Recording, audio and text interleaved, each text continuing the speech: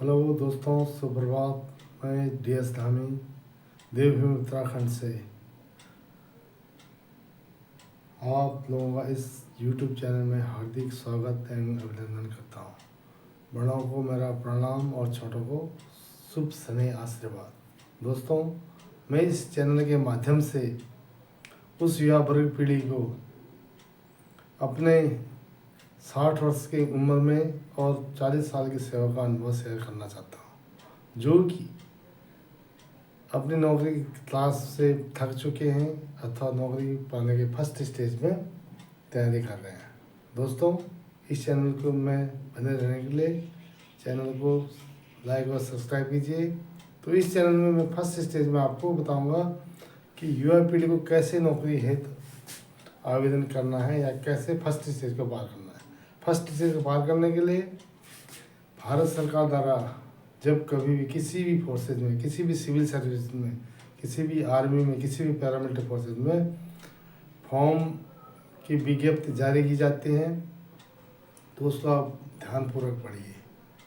ध्यानपूर्वक पढ़ने का मतलब ये नहीं कि आप उसको याद करिए, याद नहीं करना, उस फील्ड को समझिए, आपसे क्या चीज़, क्या रिक्वायरमेंट मांगी है और किस के लिए आपने फॉर्म भरा है, क्या उसके लिए योग्य हो, उसके लिए एलिजिबिलिटी क्रिया करते हो आप पास, तो इस चीज़ को पढ़िए। इतना पढ़ने के बावजूद ही सिर्फ आपको इस किताबी ज्ञान के सहारे नहीं रहना है। किताबी ज्ञान कुछ नहीं है आज के समय में। आज के समय में आपको ऐसा ज्ञान लेना होगा। ऐसा ज्ञान प्राप्त करने के लिए बने रहिए। आपको हर स्टेज में, हर स्टेज में जानकारी दी जाएगी, वो भी वीडियो क्लिप के साथ में। इसके लिए आप बने रहें दोस्तों। तो मैं फर्स्ट स्टेज में जाऊँगा कि भारत सरकार का फॉर्म निकलने के बाद बच्चे कैसे फॉर्म को अप्लाई करते हैं। कई बच्चों को पढ़े लिखे होने के बावजूद ज्ञान होता है, सब कुछ होता है। ये नहीं मैं तो बच्चे को ज्ञान नहीं है, बच्चे को सब कुछ ज्ञान है, लेकिन बच्चा उस फॉर्म को फिलअप नहीं कर पाता है। फिलअप कर लेता है, फिलअप तो फॉर्मेलिटी पूरी हो जाती है, साइफर कैफे वाला भर देता है, फॉर्म सबमिट हो जाएगा, कॉल लेटर आ जाएगा, लेकिन फर्स्ट स्टेज में आपको रिजेक्ट कर दिया जाएगा। इसका मेन कारण साइफर कैफे में आप जाते हैं, जाने के उपरांत आप जो है फॉर्म सबमिट करते हैं।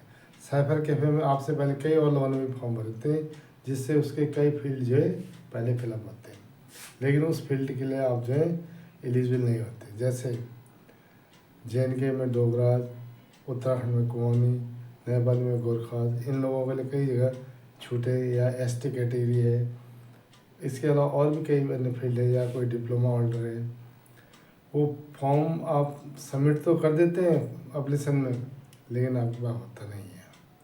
इसके लिए जागरूक रहिए। अगर आप डोगराज हैं JNK के, तो डोगराज के सर्टिफिकेट को जो भारत सरकार द्वारा मान्यता प्राप्त है उसको तैयार रखिए हर स्टेज में, तभी आप एलिजिबल हो सकते हैं साहब, अन्यथा नहीं है। अन्यथा आप भरते रहे फॉर्म, पैसे अपना समय बर्बाद करिए, अपने माँ बाप का अमूल्य नुकसान कीजिए। तो दोस्तों, मैं आपको यही एक ट्रिक बताऊंगा कैसे फॉर्म सबमिट करना है। फॉर्म सबमिट करने के लिए आपको फील्ड को पढ़िए। पढ़ने के उपरांत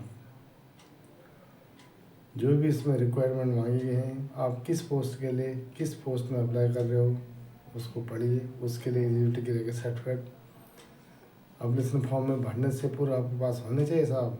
अगर आपके पास नहीं है तो आप डॉक्यूमेंट वेरिफिकेशन में आउट किए जाओगे, तो इसके मतलब आप अपना समय और पैसा दोनों का नुकसान कर रहे हो। दोस्तों, आज का समय कंप्यूटराइज का है, किसी को कोई सिफारिश, कोई कुछ करने की जरूरत नहीं है। आप अपने बलबूते में अपने आप को सक्षम कर सकते हैं। इसके लिए आपको किताबी ज्ञान के साथ साथ अन्य ज्ञान भी प्राप्त करना होगा। अन्य ज्ञान प्राप्त कैसे होगा वो मैं आपको स्टेप बाय स्टेप मेरी वीडियो में दिखाता रहूँगा, जिसके लिए आप जो है इस वीडियो के साथ बने रहें। आगे मेरे चैनल को सब्सक्राइब कीजिए। मेरा मतलब सब्सक्राइब करना ये नहीं है, पैसा नहीं कमाना मुझे सिर्फ भारत सरकार के भारत में रह रहे उन युवा वर्ग लड़के और लड़कियों को जागरूक करना है तथा उन्हें सिविल सर्विसेज को दिलाना है। सर्विस पाना इतना आसान भी नहीं है, तो इतना कठिन भी नहीं है। आसान इसलिए नहीं है कि आदमी को हर फील्ड को तैयारी करनी पड़ती है, और कठिन इसलिए है कि आदमी वो एलिजिबिलिटी क्लियर नहीं कर पाता है। इसके लिए आपको करना होगा। आप डोगरा से हैं तो डोगरा का सर्टिफिकेट बनाइए, ST का कास्ट सर्टिफिकेट बनाइए, एजुकेशन को पूरा कीजिए। और भी कई फील्ड्स हैं जो छोटी छोटी गलतियों पे आपका फॉर्म रिजेक्ट हो सकता है। तो दोस्तों, फॉर्म फिलअप हो जाता है, आपका कॉल लेटर आ जाता है, और आप जो है दूर दराज क्षेत्रों से किसी शहर की तरफ जाते हैं जहाँ पर आपको इनरोल के लिए बुलाया जाता है। वहाँ पर आपको कई परेशानियों का सामना करना पड़ता है, फिर भी आप जो है डॉक्यूमेंट वेरिफिकेशन में अनएलिजिबल घोषित किए जाते हो। इसका मुख्य कारण आपके द्वारा फॉर्म को सही नहीं भरा गया है। ये ध्यान रखिए, इस चीज़ को आपको सोचना होगा, मंथन करना होगा इसमें आपको, तभी जाकर आप जो है एक योग्य अभ्यर्थी बन सकते हो। अब आप जाते हो, डॉक्यूमेंटेशन होता है, डॉक्यूमेंटेशन में आप क्लियर हो जाओगे, पास हो जाओगे। डॉक्यूमेंट आपका अगर फॉर्म सही भरा है तो आप क्लियर हो जाओगे। उसके बावजूद जैसे फोर्सेज में है, आपको कई स्टेजें पार करने होंगे। डॉक्यूमेंट वेरिफिकेशन के बाद आपको जो है रजिस्ट्रेशन चेक करना होगा, रजिस्ट्रेशन हो जाएगा आपका डॉक्यूमेंट के आधार पर, कॉल लेटर के आधार पर। उसके बावजूद आपको कई फील्ड में जाना होगा, जैसे रनिंग है, और रनिंग के बाद हाई जंप, लॉन्ग जंप, और भी कई इवेंट्स हैं, PST, हाइट, वेट, चेस्ट, ये सब चीज़ें होंगी। ये आज के समय कंप्यूटराइज है, और कई लोगों को गलत आदमी, दलाल लोग गलत झांसा देते हैं कि आपका मैं कर दूंगा।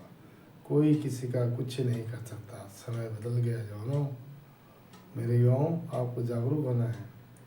आपको जागरूक इसलिए होना है कि इन दलालों के चक्कर से दूर रहिए। कहीं भी एजेंसी में आप जाते हो, बाहर क्लियर कट लिखा होता है कि कोई पैसे की मांग करता है तो इसकी सूचना उस बोर्ड को बताइए। आप ऐसे गंदे आदमियों से आप दूर रहिए, दलालों से दूर रहिए। आपकी योग्यता ही आपका समाधान है, कोई दूसरा आदमी कोई समाधान नहीं कर सकता। इसके लिए आप बने रहिए। आपको मैं हर ग्राउंड लेवल में कैसे पार करते हैं उसी का वीडियो देता रहूँगा, और आपका डॉक्यूमेंटेशन कैसे वेरिफिकेशन हो रहा है उसको बताऊँगा, आपकी चेकिंग कैसे होती है वो बताया जाएगा। इस तरह से आपको जो है हर स्टेज में गाइड करूँगा, और बने रहिए। जय हिंद, जय भारत। Thank you.